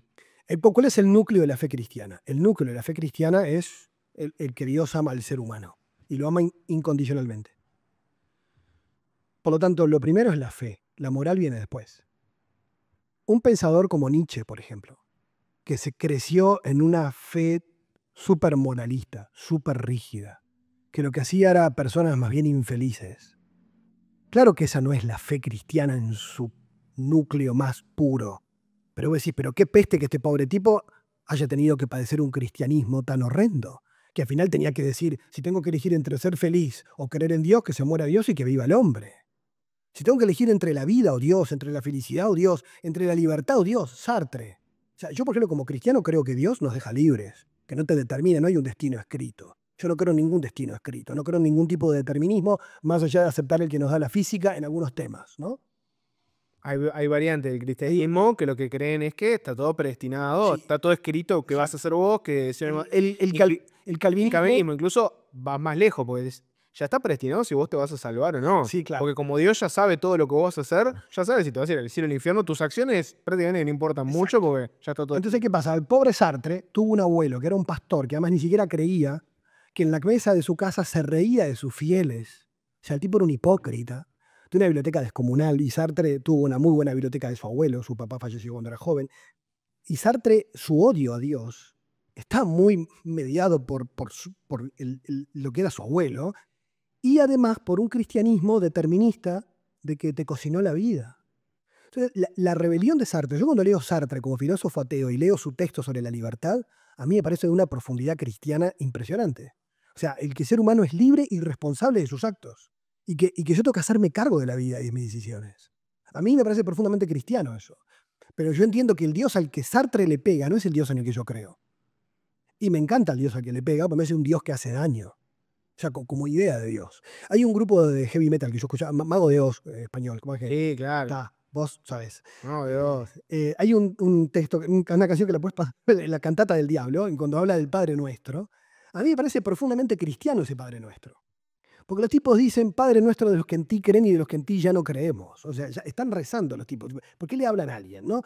Y dicen, nos han dicho que eres uno y trino, pero con uno solo que baje nos bastaría. Y bueno, pero eso es el cristianismo. Y después dicen, quiero un Dios que me abrace si me caigo, que si lloro me entienda, que si dudo me entienda, porque por algo me dio inteligencia. Y digo, oh, loco, pero yo no puedo estar más de acuerdo, ¿no? Por eso creo que tiene que ver también con que a veces determinadas formas de recibir la religión pueden hacer más daño que bien. Una mala catequesis, en la educación, gente que crece en una religión que le hace más daño a nivel psicológico, emocional, que le hace menos libre, lo llena de culpas. Pero eso tiene que ver con qué tipo de fe viviste, aprendiste, y por eso siempre para mí es muy sano el ejercicio de leer a los críticos de la religión, porque a veces pueden estar profundamente equivocados porque le están pegando algo que no es lo que vos crees, pero sin embargo te puede alertar de que hay gente que sí está sufriendo porque cree de esa manera y podés empatizar con esa crítica y decir, ¿sabes qué? En eso tenés razón, ¿no? Ahí te metiste el tema de la libertad de las personas, ¿no? Si somos libres de tener acciones, etcétera. Libre albedrío. Clásico problema ateo creyente, ¿no? El problema del mal, ¿no? Sí. Bueno, ¿por qué existe el mal en el mundo? Si hay un Dios que es todopoderoso, que es bueno, ¿por qué deja que pasen cosas? No te digo que te venga una persona y te mate. Supongamos que hay un libre albedrío, ¿no? ¿Por qué deja que hayan desastres naturales? Un terremoto que mata miles de personas inocentes, enfermedades que matan niños, niños que nacen con un problema genético y se van a morir de un cáncer infantil. ¿Por qué Dios permitiría eso? Las cosas que son inexplicables, ¿no? Sí, hay un antiguo un argumento lógico de Epicuro que lo cita Hume, que es, ¿no? Si Dios es bueno eh, y hay mal en el mundo, entonces Dios no es todopoderoso, ¿no? El famoso argumento lógico. Y a su vez, si Dios es todopoderoso, no es bueno porque mira cómo está el mundo, ¿no? O sea, estamos en manos de un tipo muy jodido, ¿no? Que hay toda una variante, ¿no? Yo qué sé, en su momento el gnosticismo, por ejemplo, creía, no, bueno, mirá que capaz que el Dios que tenemos acá no es del todo bueno. Capaz hay un Dios superior, Medio, ¿no? Nirgo. Sí. Exactamente. A ver, el primero que teoriza el tema del mal-bien es San Agustín en el siglo IV, como filósofo y teólogo. Y a ver, el cristianismo como religión no responde al problema del mal, te diría cerradamente. O sea, es la única religión, creo yo, que no tiene una respuesta final sobre esta pregunta. Por eso siempre queda como, bueno, como respondió una vez a un pastor evangélico que le escuché decir, eh, ante el problema del mal, uno puede no entender, pero decir, no es lo mismo vivir sabiendo que soy amado y que hay un Dios que me acompaña y que sufre conmigo mi dolor, que creer que estoy abandonado al absurdo y a la nada. O sea que también el problema del mal me puede llevar a creer o a no creer del mismo modo. Esto que estamos hablando que parece recontra filosófico alejado, Es son la problemas diaria, prácticos. es la diaria. El día de mañana se te enferma un hijo, sos creyente, mucha gente va a decir, ¿qué está pasando? Claro. Dios existe. Sí, ¿No? exacto, exacto. Es el drama permanente del ser humano, el problema del mal.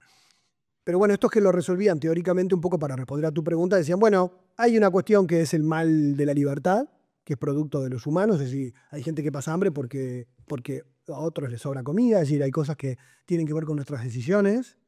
Eh, hay, y por eso para mí el libre albedrío ayuda mucho a ir en contra de estas creencias mágicas que están de moda, como la ley de atracción, de que todo lo bueno que te pasa es gracias a vos y todo lo malo que te pasa es una forma de meritocracia espiritual mágica, ¿no? Que hace mucho daño, porque la gente se culpa de que entonces si me pasa algo malo es porque yo lo atraigo. Bueno, mirá, no, hay gente que viene y te va a jorobar la vida, o sea, no es que solo lo traigas vos. Yo a veces con un poco humor negro digo, "Ah, la gente que está en África se ve que no visualiza la comida positivamente porque eso no le llega, no seas malo, o sea, eso del pensamiento positivo para solucionar todo funciona cuando tenés la vida medianamente arreglada, ¿no? O sea, no funciona para todo.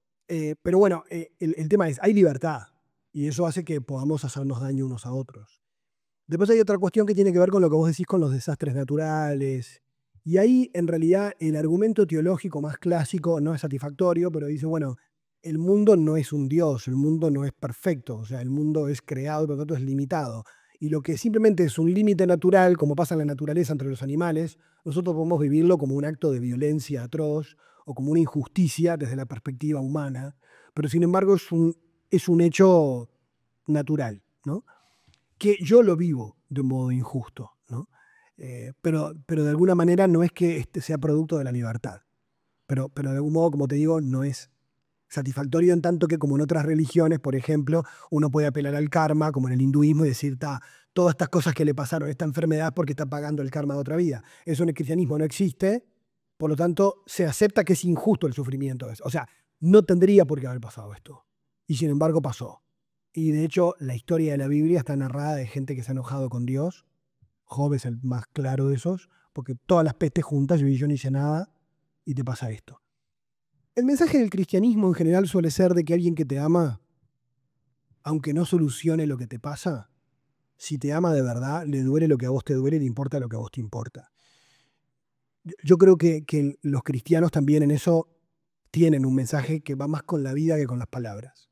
O sea, hay gente que si vos te pasa algo horrible, me digo, mi amiga le pasó esto y para vos es importante. Yo te digo, bueno, hay gente que le pasan cosas peores. Yo no te alivio nada, te dejo peor. Eso de querer ayudar al otro relativizando. Le digo, mira, a mí me pasó una cosa, ¿qué me importa lo que te pasó a vos? Es que me interesa. Lo que vos te alivia es que vos vengas con un drama llorando y a mí se me caigan las lágrimas escuchándote y te dé un abrazo. Y no te diga más nada. Y haga mío tu dolor y sufra contigo y ya no te sentís solo. Y eso es un rescate que solo lo hace el amor, humanamente hablando, aunque no seas creyente, ¿no? Yo creo que de esa perspectiva el cristianismo va más por ese lado, por un amor que rescata el sufrimiento, pero no que lo explica. Porque si no te va a decir, es misterio, sí, bueno, y con eso, pero hay un filósofo ateo muy bueno, Comte Sponville, que dice, o sea, yo no entiendo, o sea, cuando miro el sufrimiento de los niños, ahora yo que tengo hijos pequeñitos, cuando veo noticias de cosas que le pasan a niños, nunca me han dolido tanto, ¿no? O sea, cuando vos tenés tan cerca, decís, oh, te morís, ¿no? Y claro, ahí el nivel de angustia es incontenible. Y uno tiene todo el derecho del mundo en dudar de todo. Después uno elige en qué creer, ¿no? Vamos a meternos un poquitito en otro tema, ¿no? Sí. ¿Cuál es la diferencia entre una iglesia y un negocio? ¿No? Y te lo voy a plantear así. Vos ves hoy que hay iglesias que tienen un gran trabajo, una obra social, ¿no? Van a los asentamientos, tienen comedores, tratamiento de adicciones, todo lo que te imagines. Y después ves otras que básicamente son instituciones que viene la gente, les piden aportes económicos, a veces les venden cosas, hay como una, ¿no? Si te compras esto, haces un aporte a la iglesia y te llevas este amuleto, ¿no? Este cosito. ¿Cuál es la diferencia entre una iglesia y un negocio? Y ¿podemos poner un límite claro? Pues yo pienso a veces, viste, del Estado, ¿no? Siempre se discute, hay que cobrarle a las iglesias, ¿no? Siempre sale de la iglesia y se piensa en la iglesia católica, ¿no? Hay que sacarle exenciones de impuestos, no sé qué.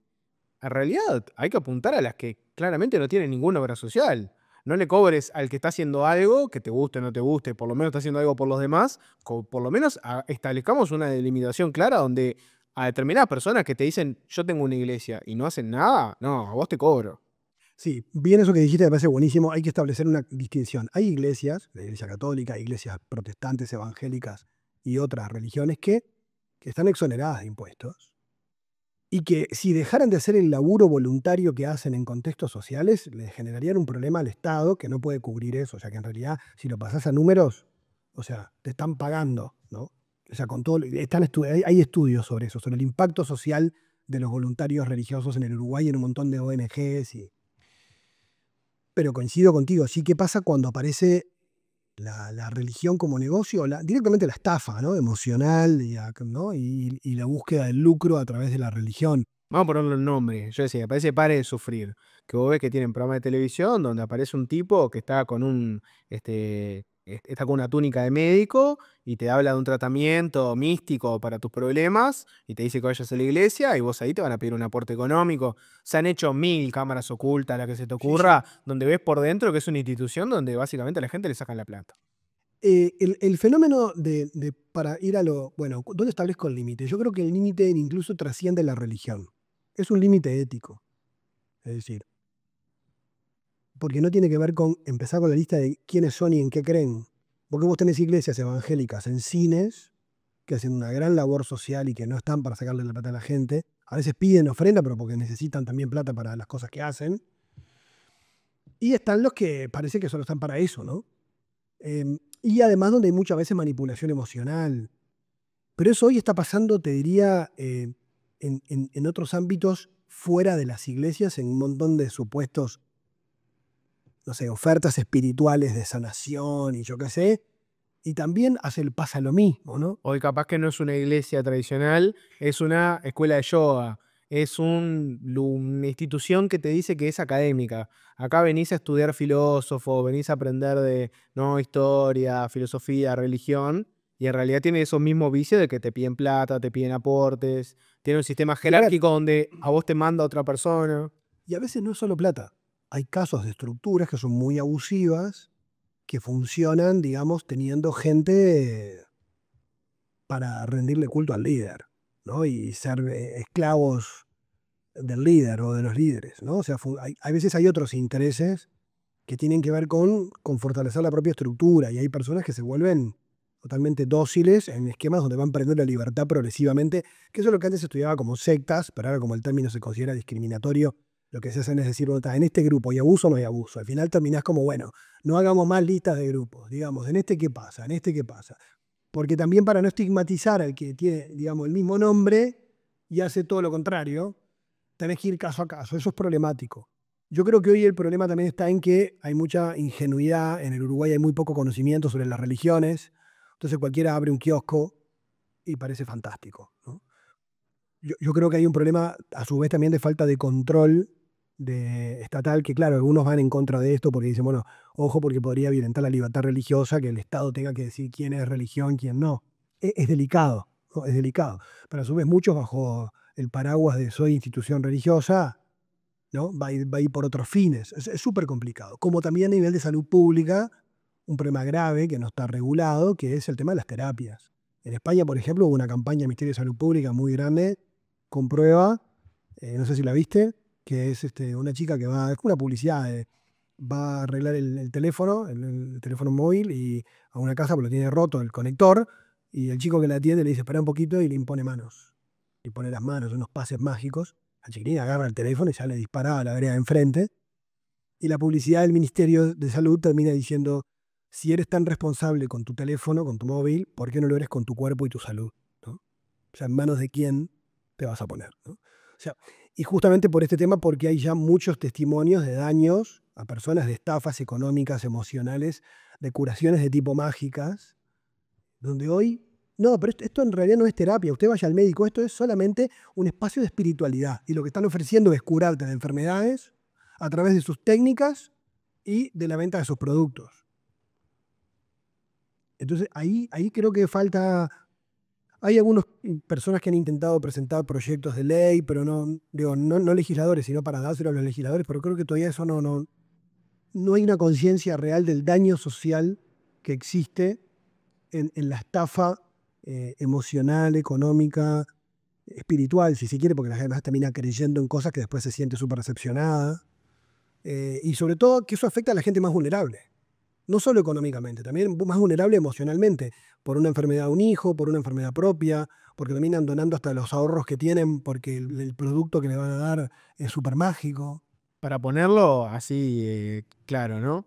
Hoy no hay ninguna ley que impida que si una persona, por ejemplo, padece una enfermedad terminal, si viene otra persona y le dice, si vos me das tanta cantidad de plata, yo te curo con mi tratamiento, que es una sanación de manos, una meditación guiada, unas piedras que mueven tu energía, no hay ninguna ley que dice, no, esto no puede pasar. No. Claro, tenés que ir más por las, digamos, las tipificaciones penales, ¿no? De estafa y cosas así, que es por lo que han ido cuando hay casos que la gente denuncia. Lo que pasa es que si la persona te dice, no dejes de ir al médico, esto puede fallar, Se cure. ¿eh? Y además, otra cosa que yo una vez en un artículo puse como las 7 características como de la charlatanería en este mundo, ¿no? Y la primera es que lo que la persona te ofrece lo cura todo. Lo que cura todo no cura nada, ¿no? Pero bueno, pero esto lo cura todo. Ya sospecha. Segundo, lo persiguen los laboratorios, hay una conspiración mundial contra él porque él lo que hace lo hace por el bien de la humanidad. Y entonces tiene un discurso bastante paranoide. Yo descubrí la cura del cáncer, pero no lo sabés porque los grandes laboratorios Claro. Y si ese no, discurso como que quieren plata, no dejan que esto se popularice, Y pero ese- yo te lo cuento a vos. Claro, y ese discurso vende. Después, no muestran ninguna evidencia científica de sus productos, salvo testimonios en videitos de gente que, capaz que como un placebo, salió contentísima, ¿no? Y después lo más grave, si no funcionó, el método funciona, el problema sos tú, paciente. La culpa la tenés vos, faltó fe, faltó actitud, no pusiste el pensamiento donde había que ponerlo, no tuviste la actitud necesaria, positiva, entonces por eso te falló a vos. O sea, no fuiste lo suficientemente desprendido y generoso, ¿no? Para que obrara el milagro. Esto yo lo he escuchado, directamente de estos predicadores. Entonces la persona encima sale, habiendo dejado su plata, estafada emocionalmente y con la culpa de que el problema no es del terapeuta, gurú, pastor o quien sea, sino que la culpa de que no tuviste el resultado fue tuya. ¿Vos te imaginás eso? O sea, es terrible. Vos hablabas antes de la ley de atracción, ¿no? Que se popularizó mucho. Esa idea de que si vos proyectás algo, se te va a dar, te va a venir. Que está muy popular en estos tiempos. Y además, te podemos mezclar con otro tema más, las sectas.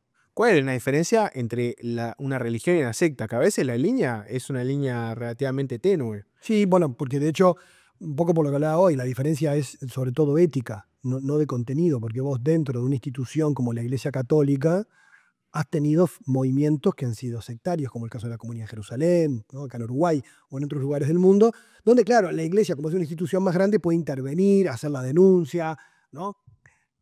Pero vos tenés movimientos que no dependen de nadie más que de su líder, y si vos le llamas secta, tenés un juicio porque estás injuriando. Pero lo que tenés que hacer es poder observar y decir acá qué está pasando. Entonces, el límite siempre, yo lo pongo, está en la libertad de las personas. Una creencia, religión o lo que sea, o un terapeuta, te digo, un psicólogo, porque han desbaratado casos donde ve a psicólogos a la cabeza, ¿no?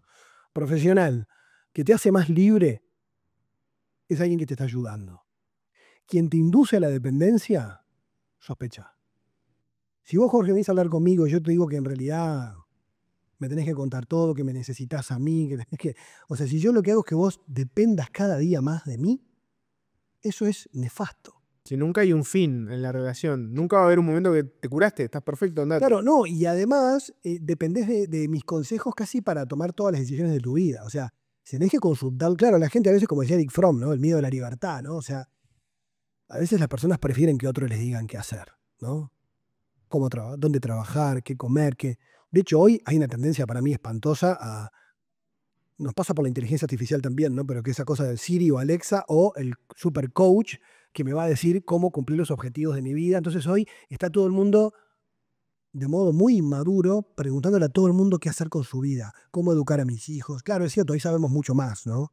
Reeducación respetuosa, cosas, no sé qué es, neurociencia. O sea, hay mucha información. Antes había que saber 4 o 5 cosas y salías adelante. Ahora hay mucha ¿Cómo podías? ¿Cómo podías? Ahora hay mucha información y eso es bueno. ¿Cuál es el problema?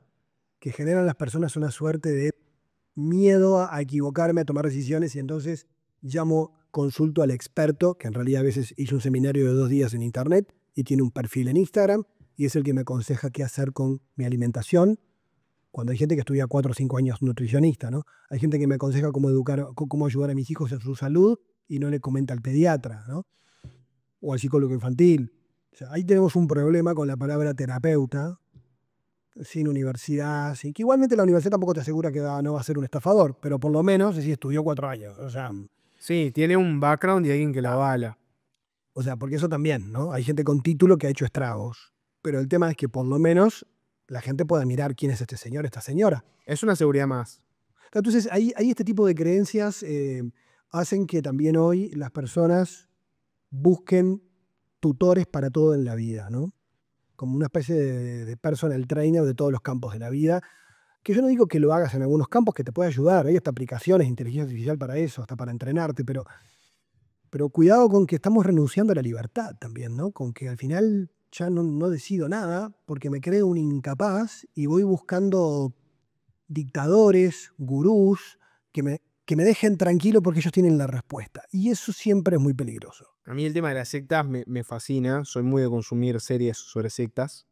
Y vos sabés que una de las cosas que te llama mucho la atención, a ver qué opinas vos, hay un problema con las sectas y la libertad. Y es que vos tenés un familiar, un amigo que entró en una secta. Si son adultos, es muy difícil recuperarlos. Porque no hay nada que a vos te permita ir y sacarlos de ese ambiente. Y una vez que te lavaron el cerebro, a veces tenés que convivir con personas que están en el proceso de entrar a una secta, ¿viste? Y que vos sabés que su vida ahora está girando en torno a, estoy diciendo ejemplos, ¿no? Una iglesia, una escuela de yoga, una academia, que vos te das cuenta que son una secta, que ellos te hablan como un sectario porque solo te hablan de ese tema, son muy sensibles, no te quieren discutir absolutamente nada. Y vos a veces te planteás, ¿qué hago? ¿No? ¿Pierdo una relación? ¿Corto un familiar a riesgo de que esa persona se quede sin ningún vínculo? Es difícil cómo rescatar a alguien de una secta. Sí, ¿Se puede? se ha podido, pero es súper difícil porque cuando estamos hablando de adultos, las personas hacen un proceso donde eligieron estar ahí. En Europa a veces han hecho pericias psiquiátricas para demostrar la falta de libertad de la persona, pero es muy difícil. ¿Cómo se puede? Más bien lo que se trabaja más en la prevención, ¿no? Los expertos en este tema lo que dicen es, sobre todo son psicólogos que han estudiado el tema, te dicen, mira, en primer lugar, trata de nunca cortar el vínculo. Lo primero que hace un manipulador sectario es decirte, che, Jorge, mirá que cuando vos te vengas más al grupo y vean que estás escuchando otra música, que ya comes algo diferente, que no ves más a tus amigos, te van a decir que te estamos lavando el cerebro, que estás en una secta. Entonces, cuando viene tu familia y te dice, che, Jorge, ¿qué te pasa? Oh, mirá, estás así. Y vos decís, pa, Miguel tenía razón. Entonces, entonces, como ellos hacen eso, lo que hay que hacer primero es no atacar en lo que la persona está. Si vos atacás, se lo das en bandeja, porque están preparados para eso. Entonces, lo que hay que hacer es interesarse mucho, indagar. Che, mirá, la verdad que buenísimo que hagas eso de yoga y no sé qué. Pero mira, encontré esto en internet, no sé, bichalo porque, digo, me parece que este grupo en Argentina tuvo este problema. Digo para que, porque capaz que hay otras academias de yoga que te van a hacer bien. Yo siempre les he dicho a las familias, yo sé que no se culpen, no se golpeen ustedes, no ataquen, pero hay que, o sea, como es muy difícil recuperar una vez que pasó cierto proceso, si vos mantenés el vínculo cercano, hay casos que no se han recuperado, hay casos que yo he acompañado que no se han recuperado. Pero hay casos que sabés cómo se recuperan cuando la persona entra en crisis adentro de la secta y tiene un cable con la familia. Si vos tenés un cable con la familia, con un amigo, con alguien, la persona cuando entra en crisis tiene a dónde ir. Cuando te separaron de todo el mundo, ¿a dónde vas? Si te separaron de todo el mundo, no tenés a dónde ir. Porque la persona vuelve al líder a pedirle perdón. ¿Entendés? Pero pasa esto en los vínculos de pareja que son casi sectarios, cuando hay mucha manipulación o hay un vínculo asimétrico con alguien que es muy narcisista y a la otra persona la vuelve un esclavo mental. La persona en vez de ir a contar lo que le está pasando, le vuelve a pedirle perdón. Estas dinámicas muchas veces se sirvieron para comprender la violencia que se da a nivel intrafamiliar, de género, con ancianos, o sea, con niños, o sea, sobre todo con las mujeres, en situaciones de vulnerabilidad, funciona muy parecido. Son personas que generan una dependencia en el otro. Son personas que generan dependencia, te cortan todos los vínculos porque son muy posesivos y te hacen sentir que ellos son la fuente de tu bienestar, pero al mismo tiempo son quienes te castigan. Entonces entras en un círculo del que no es fácil salir. Y la única forma es que alguien mantenga y no suelte el vínculo contigo para que cuando hagas crisis tengas a alguien a decirle, porque la gente a veces se siente muy tonta para volver y decir, che, me manipularon. O sea, no querés. Admitir que todo lo que... No, y además llega un momento en que vos sos víctima y victimario. Yo a veces Entraste en, Tipo síndrome de Estocolmo, una cosa claro, así. pero entraste en una secta y capaz vos después metiste gente ahí. Y cuando te vas, te sentís culpable. Decís, pa, yo en realidad, hasta dónde yo fui una víctima y hasta dónde yo le causé daño a otros, te da vergüenza. Son como sentimientos muy, muy complejos, ¿no? Y no vamos a meter en un lío, pero busquemos la vuelta para hablarlo. ¿Pensás que hay sectas en Uruguay ahora operando? Sí, por supuesto que las hay. En general, evito usar el término secta sobre un grupo particular para que no, digamos, tengas algo como me estigmatizaron. Pero sí lo que hacemos es decir, este grupo tiene características sectarias o funciona de modo sectario. Eh, y te diría que para mí es más fácil que usar la etiqueta que siempre genera problemas legales. Es decir, mira, este grupo tiene esta historia. Y yo a veces he llevado a la prensa, miren, hay un caso acá, acá, acá, esto se repite, hay denuncias. eh, entonces, decir, mira, yo no sé si podemos llamarle secta, pero acá hay fenómenos que son de manual. ¿Qué características tienen por lo general?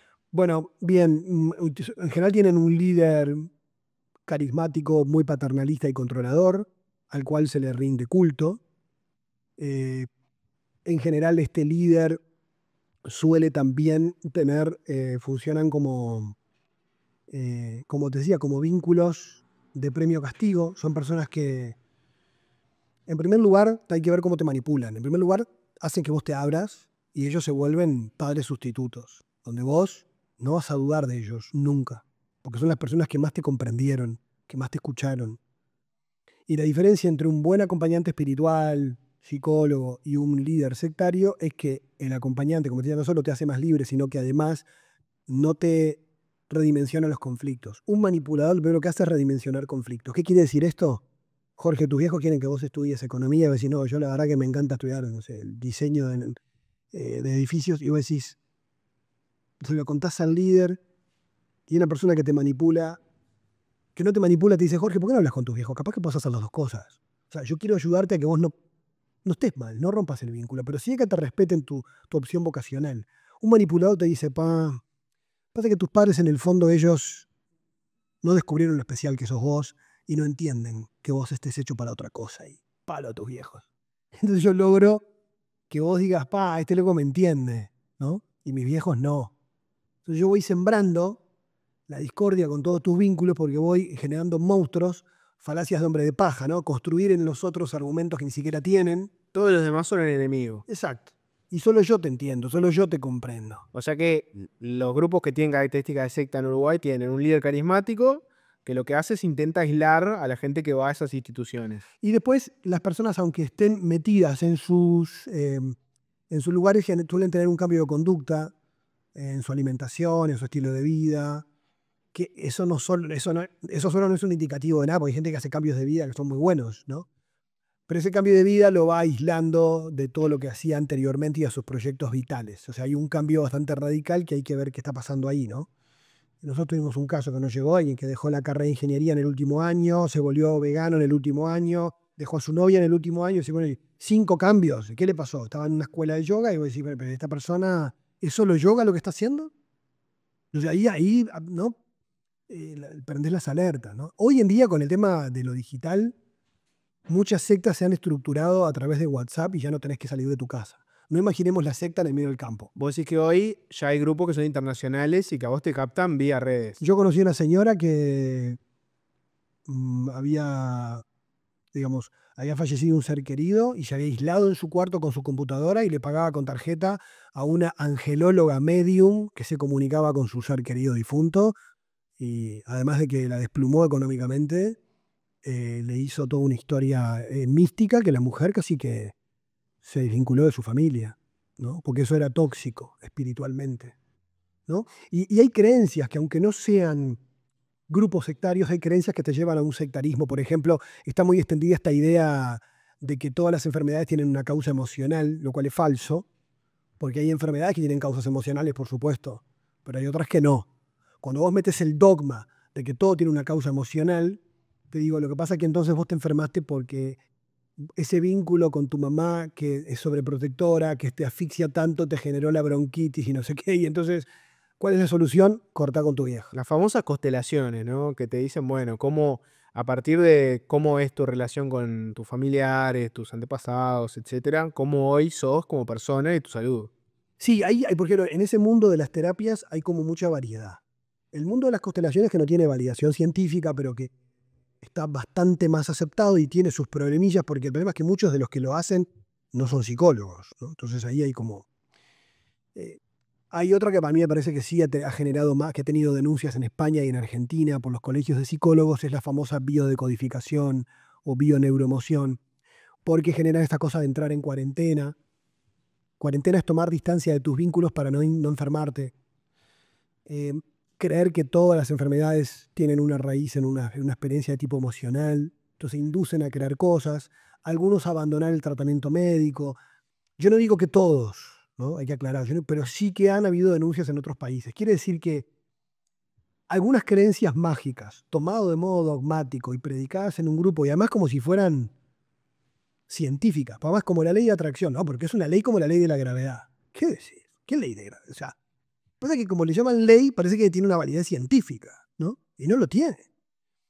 Y además también porque un elemento así de la manipulación sectaria es que hoy en día se utiliza utilizar un lenguaje de tipo pseudocientífico como forma de impactar, de marear un poco a la gente, si esto debe ser algo potente, ¿no? Entonces yo te meto, antes la gente decía yo soy vidente, ahora te dice yo soy parapsicólogo sensitivo extrasensorial. Decís, pa, ¿no? Entonces es parapsicólogo. Y son términos, o te dicen, no, sanación fotónica de vibraciones, no sé qué. Y vos decís, ¿qué es eso? Y nada, juntaron palabras, ¿no? Solo que hoy, en vez de decir soy un medium que canaliza espíritus, te dice yo soy un canalizador de entidades energéticas. Ah, es un espiritista. Entonces, en realidad se van usando como, incluso pobres los físicos, el término cuántico. Eso podés, Ya lo destruyeron, el término cuántico. Parece mentira ya. Ahora, parece que es mentira. Porque el nivel para que se usa en la palabra cuántico en todo es increíble. Y es una forma de decir algo de modo críptico que el otro nunca va a entender de qué estás hablando y le estás vendiendo pensamiento mágico, ¿no? Por eso digo que es importante en cualquier creencia, ya sea una religión o no, tener una especie como de criba racional, de análisis, de, bueno, ¿de dónde salió esto? Yo siempre doy ese consejo, mira, vos creés lo que quieras, pero investigá de dónde salió. Por lo menos si sos musulmán, estudiá la historia del Islam, sos cristiano, o sea, bueno, y si crees en estas cosas, por lo pronto, ¿quién es el fundador? ¿Qué libros escribió? ¿Hay críticas? ¿Qué críticas le hacen? Bueno, una por lo mínima menos investigación. una mínima investigación, porque hoy eso, se ofrece todo con una ingenuidad, perdón, se recibe con un nivel de ingenuidad. Y a ver, pasa en los medios de comunicación, que también es un problema, cuando ustedes no lo hacen, pero más bien al revés, ponen gente que trae buenas críticas, como la entrevista de Ezequiel Campa, ¿no? Que me gustó mucho, pero hay gente que te lleva es decir, a gente que vos decís, va, pero esto todos sabemos que vende humo, ¿no? Y encima lo está ofreciendo en televisión, ¿no? Entonces hay una responsabilidad ética también periodística de que traigo a un neurólogo, a un científico, o traigo a alguien que dice que se conecta con una entidad en Marte que trae salud para la Tierra. Y un poquito, ¿no? O sea, una cosa es que te cuenten sus creencias, querés entrevistar sobre la religión y bueno, trae una religión nueva que inventaron, pero comentala como religión. Pero un poquito de responsabilidad. Estamos hablando de temas de salud, por ejemplo, ¿no? O sea, ahí me parece que tiene que haber un poquito más de cuidado en qué cosas digamos, se ponen, porque la gente dice, pero habló en televisión, ¿no? Porque más tiene eso la gente, ¿no? En general hoy tenemos eso. Salió en televisión, salió en la radio. Claro, y a Ahora veces, más que nunca salió en Bueno. y después también el tema de lo profesional. Yo que lo que más estudié filosofía e historia de las religiones, yo de muchas cosas soy un opinólogo, opino como cualquiera, no sé, de política. Yo no estudié ciencia política, puedo opinar, pero no sé. De economía yo no sé.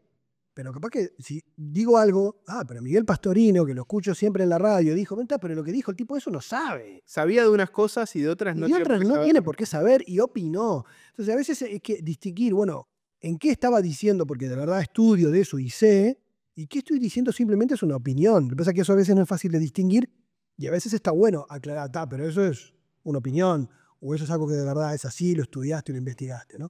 Me parece que ahí eso, hoy se consume mucho por redes sociales, contenidos muy breves, de gente que dice disparates desde el punto de vista científico, pero verdaderos disparates, en punto de vista de medicina. Ayer un amigo médico me mandó un video, una cosa increíble, de gente que recomienda cosas que incluso pueden poner en peligro la salud, ¿no?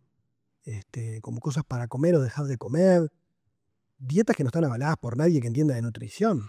Y eso puede poner en peligro la salud de alguien, ¿no? Entonces yo creo que sí, que hay que cultivar más el pensamiento crítico, el tomarse un tiempo para informarse. Y no, qué lindo esto, me encantó lo que dijo. Bueno, está, pero ¿quién es? O sea, Sí, claro.